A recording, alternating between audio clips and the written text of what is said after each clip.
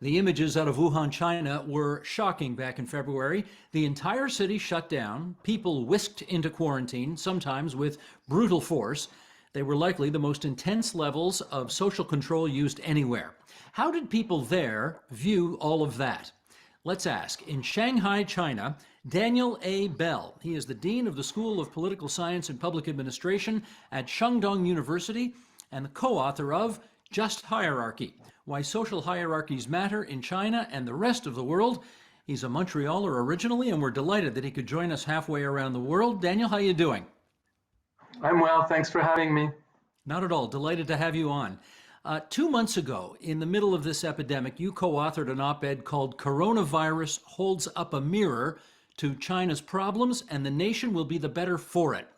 Let's pick that apart, shall we? What are the problems that you think China ought to be acknowledging as a result of COVID-19?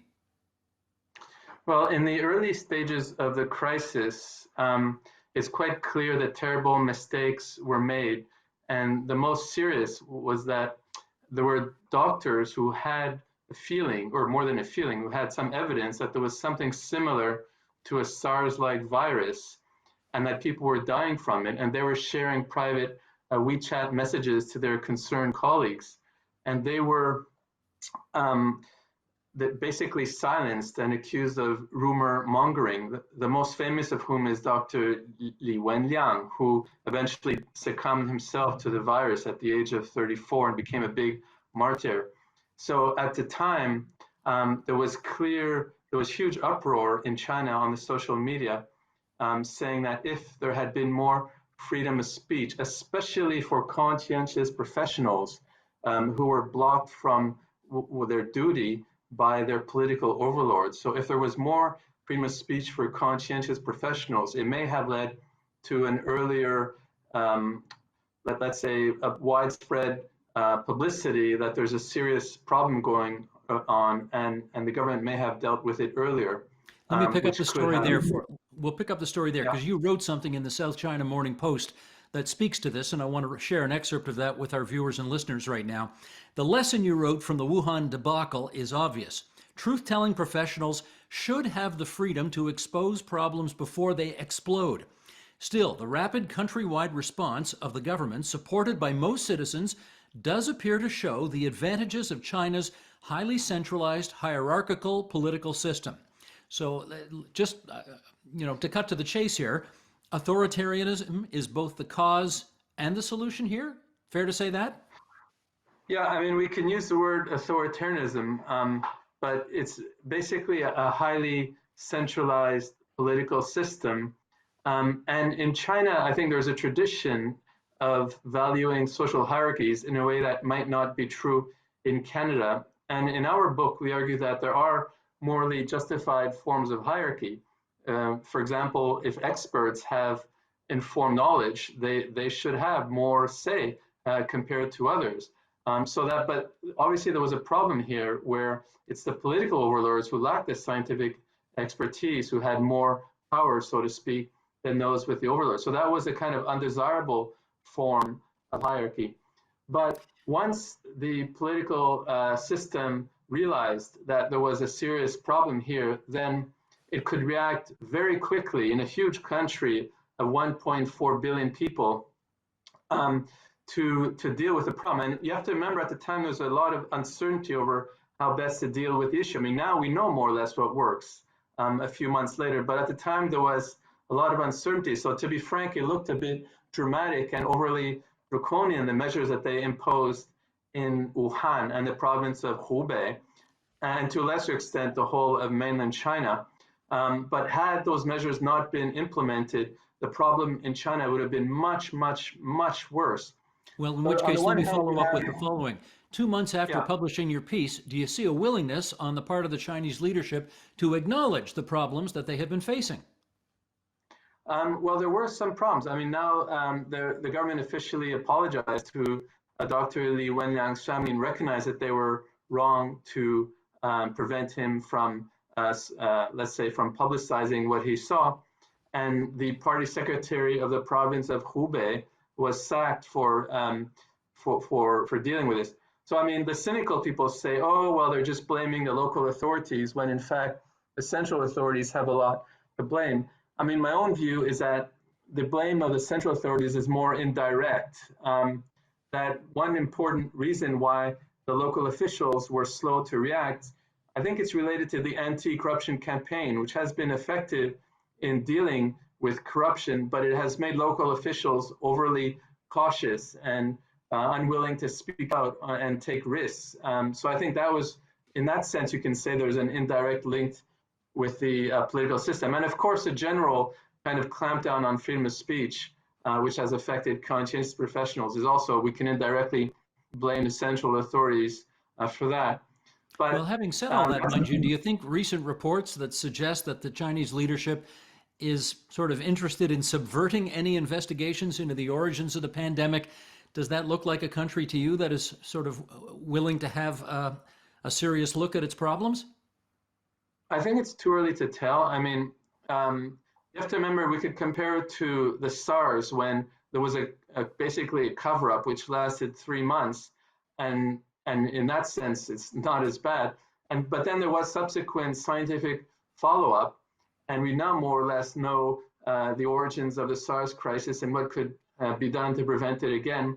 And I think it's too early to tell whether there will be some sort of a very serious, scientifically informed investigation. I mean, I'm not so pessimistic. I think there will be. It might not be a one that's led by global authorities, but I think there will be some investigation in a Chinese context. And you have to remember that there's many professionals who have a professional interest in writing articles on this, and they're likely to get published in high-ranking journals. So there's a lot of pressure, both at the bottom levels and from the professional community, to have a very serious investigation into the origins. But I think it's still a bit too early to tell and to start, either praising or condemning. Well, one thing we do know is that there is a great deal of international condemnation towards China today as a result of its initial handling of this virus. It starts in the Oval Office, of course, with Donald Trump insisting on calling this the Chinese virus or the Wuhan virus. Are there examples, though, I want to look at the other side of that coin, do you think there are examples that are unfair or overly spurious of criticism of China? There's a lot. I mean, some of the American political officials are spreading pretty crazy conspiracy theories that have no evidence, and even more worrisome, some leading scholars, for example, the historian Neil Ferguson, spread a pretty, I mean, it was published in the London Sunday Times and also republished in the Toronto Globe and Mail, actually, a column which claimed that the Chinese government stopped flights from Wuhan to the rest of China on January 23rd, but allowed flights to go to the rest of the world, almost suggesting that there was a deliberate spreading of the virus to the rest of the world. I mean, that's crazy. And actually, I asked Neil Ferguson for evidence, none of which supported the claim. He's since basically conceded that it was a wrong claim. Well, so people want to Google that. You two have had quite a nasty back and forth online, where you initially asked him for evidence of that. He said, I wouldn't have written it if I didn't have evidence. You told him to follow up on it. He did follow up on it. As it turned out, there wasn't evidence. But in sort of retracting his initial comment, he kind of started to attack you after that. What do you make of all of this? I mean, to be frank, if he had just said initially that I made a mistake, story is a little bit sloppy, all academics make mistakes, I wouldn't have pursued it, because actually I know him, and actually I like him as a person.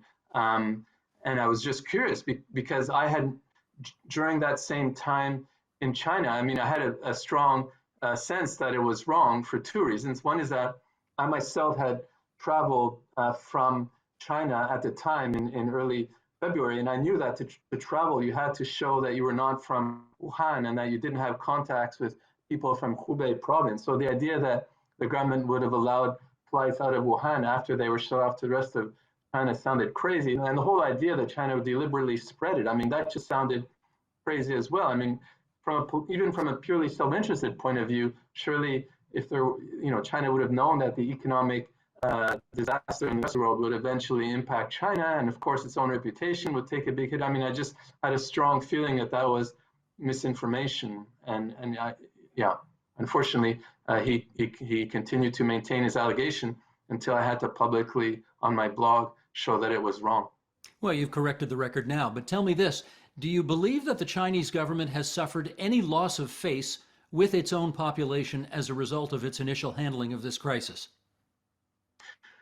I think there was tremendous amount of outrage in the early days, especially after Dr. Li Wenliang died, and tremendous social and political dissatisfaction. But I do think that the narrative has changed now, because now that other countries seem to be doing so much worse than China at dealing with containing the virus, there's a sense of relief that at least once the central government got on board on January 23rd and imposed strong measures, that the virus has been more or less contained within China. I mean, here in Shanghai, basically life is back to normal. There's traffic, there's pollution. I'm glad to report not so young ladies are dancing in public squares again. We're even having a book talk, with 30 people, which is almost, and not to mention going out to restaurants and bars and so on. So I think there's a sense of relief that at least once the decision was made to deal with this in a serious way, that there's a sense of relief that at least the central government did well. But I do think that there's also recognition that, and ideally a legitimate form of hierarchical government would allow for professionals to speak out when they see something wrong. And clearly, future disasters won't be prevented unless there's much more freedom of speech, at least for professionals. Yeah. I don't know that these are the only two options going forward, but given these two options, a demand for more democracy or a heightened sense of Chinese nationalism, which theme do you see more of going forward? I'm not sure if democracy is the issue. Again, it's more freedom of speech for conscientious professionals, which you can do without having a one person, one vote system to select leaders. I mean, Singapore is a good example where you have a kind of, you have a kind of form of electoral democracy, but everyone knows it's not exactly one person, one vote, and yet there is much more freedom of speech for academics, for conscientious professionals, and so on. So I think there's a recognition, at least among intellectuals, that China needs to move in that direction in the future, while still maintaining the advantages of a highly centralized system that could react to new crises quickly and take hard decisions for the long term in a way that would be much harder in a form of government that is, let's say, more populist in orientation. And just finally, regarding the nationalism, I'm sorry, go ahead, finish your thought. Yeah, regarding the nationalism issue, again, I mean, there's good and bad forms of nationalism, right? I mean, it's perfectly legitimate for people to be proud of their country, so long as it's not founded on hatred of outsiders. And I don't see this kind of xenophobic form of nationalism so much in China. But of course, if things could get worse, it depends not just on China, but on other countries. I should say that Canada, as you probably know, relations between Canada and China were quite bad. But the fact that Canada, unlike the US, showed a lot of compassion in the early days of the crisis when China was in a terrible situation and sent medical help and face masks, that's really hugely important in improving Canada-China ties. Of course, there's much more to be done. Well, let's finish up on this then. How much international damage do you think the Chinese brand has taken, given how it's handled COVID-19? Well, given that it originated from China, it's hard to portray this in a very rosy light. But if the Chinese government can show more humility and give aid to countries that currently need it, I think much of the damage can be minimized. I think there's a bit of progress on the humility side. Initially, some officials from the foreign ministry were kind of floating crazy conspiracy theories that it may not have originated from China. That's been clamped down. And China is aiding countries, for example, such as Italy, but much more needs to be done, I think. Understood. Daniel A. Bell from Shandong University, we're really glad we could make all this technology work and speak to you halfway around the world. You be safe, and it's good to see you again. Thank you. Be safe as well.